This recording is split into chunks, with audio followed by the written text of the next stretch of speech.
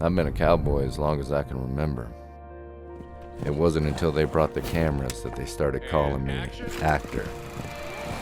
Since 1903, the cowboy has appeared on the silver screen. The same grit and reliability that works for us on set is what we depend on every day. Products that are tough. After all, this is our legacy. Welcome back to the UWS News Studio here at the 2025 Run for a Million. I'm Steve Ross, and one of the things I love about my role here at the Run for a Million are some of the incredible people and organizations that I've gotten to know, and none more so than Kerry Irvin from CEO Operation Healing Forces. Kerry, good morning. Good morning. It's an honor to be here. Thank you so much for having me. Well, we are honored to have you here and that you're associated with this incredible event. They've always been very supportive of the military and all the ancillary things that go along about that. And your organization is just incredible. I don't want to steal your thunder, but tell us a little bit about what you do for Special Forces members and kind of how you're supporting as a military brat yourself, self-described. Yeah, absolutely. So Operation Healing Forces does support all of our nation's wounded, injured, ill, and families of the fallen, which is really important to never forget.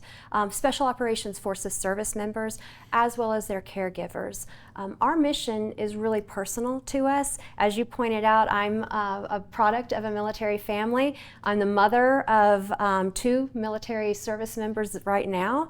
Actually, I just had my son come back from Syria, medevaced out. So I have a very personal reason to be a part of this mission. And that is to provide that support to those quiet professionals, those individuals who, by the nature of the work that they do, are behind the scenes. Yet they are at the tip of the spear of our nation's defense. So it's kind of hard to reconcile that. The tip of the spear of our nation's defense are those Special Operations Forces service members that are so stoic when injured, whether it's visible or invisible injuries. And so when they come back home, they still have a mindset of being a quiet professional, right, and trying to heal in darkness. And that's where our mission comes in, is we bring the support to them to the light. We bring the challenges that they face to light so that people can understand. And I think people, especially those people here at the Run for a Million, I mean, we have just been inundated by people who want to join alongside us as advocates and allies to help support those who've sacrificed so much in service to our nation. I think it's incredible. And as I'm reading about your organization, one of the things I think is just great that I wouldn't think of, but you guys do couple retreats for service members and their spouses. How's that work and what effect has that had? Because I think it's just a great thing to allow them to reset. Is that the goal? Or? It is. So just as I said a moment ago that we don't want the healing to happen in darkness, we also don't want it to happen in a silo. And we believe that healing is stronger for the service member or veteran, because we do serve active duty as well as veteran, but also the family. If we can bring the head of the family together, give them a chance to reconnect and really remember why they fell in love in the first place. Operational tempo for Special Ops is dramatically different from conventional forces, and they all play a part, but that constantly going, having a go bag by the door, that's a mentally draining thing. And constantly knowing that your service member may be ordered to pick up and leave for a time unknown means there's a lot of stuff that gets buried in a relationship. You set it aside because you're not going to deal with it because you don't know when that call is going to come. So we help them reconnect. We provide them tangible tools and an opportunity to really learn one another once again. But we do it in a unique way. We do therapeutic retreats with just 4 couples at a time. Wow. We say that we're creating bonds that cure, and that's so much more than a tagline for us. It really is the touchstone for everything we do. So we're reconnecting a couple, but we're also providing peer connection, which we know is one of the biggest removers of risk factors for suicide ideation. Giving that connection to people that have been there, done that, they don't necessarily have to have fought in the same battle, and most of them haven't, because we're bringing them together from different branches, but they understand that human emotion that is tied to losing a comrade in arms, to being away from your family during times of crises, being away for the birth of a child, being away from graduation and having that disconnect. These are people that can sit in a room and immediately find kinship. Sure. And we provide that to them, but then we nurture it. And that's the key too, is we don't just end the therapeutic retreat after a week and say, you know, Goodbye. good, yeah, adios. We nurture that relationship that they've founded, not just with the peers, but with one another. And then with that retreat lead, who is also a SOF veteran, a special ops veteran. We put a SOF veteran in place of these retreat leads so they can pass the sniff test, because we know that those 4 couples are going to be sitting there going, you can't tell me something, you haven't been there, done that. These people have been there and done that. They Just get like it. horse trainers. Yeah, The same way. absolutely. All right. I mean, you're going to do the sniff test. You're going to figure out, can I listen to this person? Do they know what they're talking about, or are they full of baloney? And that's where we really try to build those connections. So what do soldiers say that have been through this, been through one of these streets? What's the type of feedback you get? What are you hearing?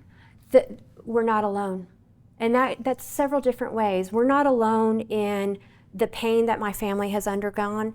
Other families have done it too, and they get the really deep down understanding of, we have no longer a need to suffer in silence or isolation. I have somebody now that I can pick up the phone after a week, and think about it, 24/7 for a week, and talking about deep down concerns, challenges, and issues. You're learning somebody and you're becoming very close.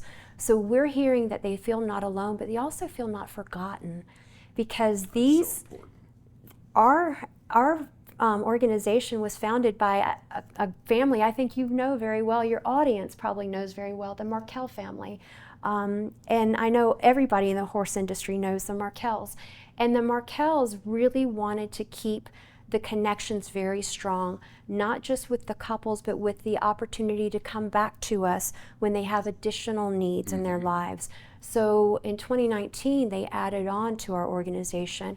So we were finding we'd built such trust with these families that whenever we were hearing from them that there was challenges in their lives, they would come to us and we would help with immediate needs, support for them, grants, financial grants to put food on the table, to help with medical equipment, adaptive equipment.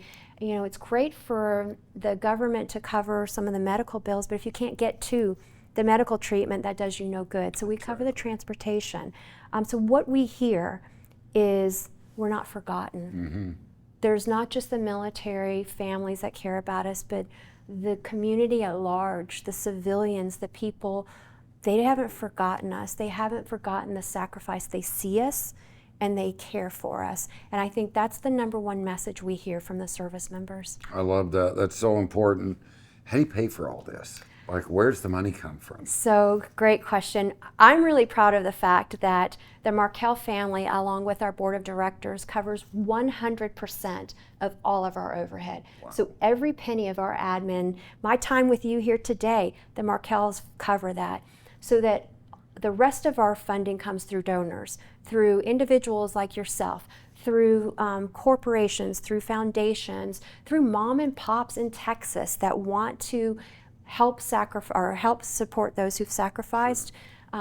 Those individual donors make up a big part of what we do. And then the Markels and our board of directors say every penny that family is providing to Operation Healing Forces to support will go to the people. That's amazing. I've never heard of it before. Yeah, that's so rare in a charity. It is. That the admin costs are completely covered. Well, if somebody wants to help and support, where do they go? What do they do? How can they get involved? Well, whether it's financially or right. whatever. First and foremost, we're always looking for advocates and allies. And one of the best ways that you can help us is just support our mission, and that can be through sharing our messaging through our social medias. You can find us at Operation Healing Forces on all social media platforms.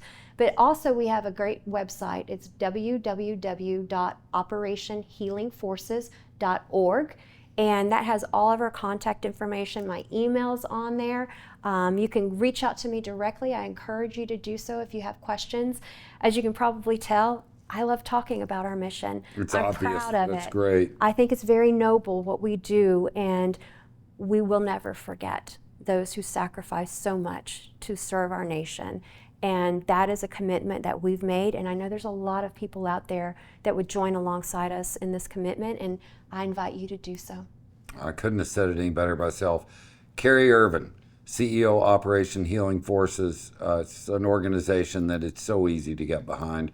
And I know after talking to Kerry today, you're going to feel the same way. Thank you so much, not only for your service to this country, but what you're doing for those soldiers now and what they're going through, and making them understand, number one, they're not alone, and number two, they're not going to be alone. So Amen. Thank you, Kerry. I really appreciate your time today and your incredible organization, and the Markell brothers. I know. I mean, it's an honor. It truly is. Thank you for having me, and thank you for allowing me to elevate awareness of our mission, why we serve those individuals, but most importantly, who we serve and why they need to be supported.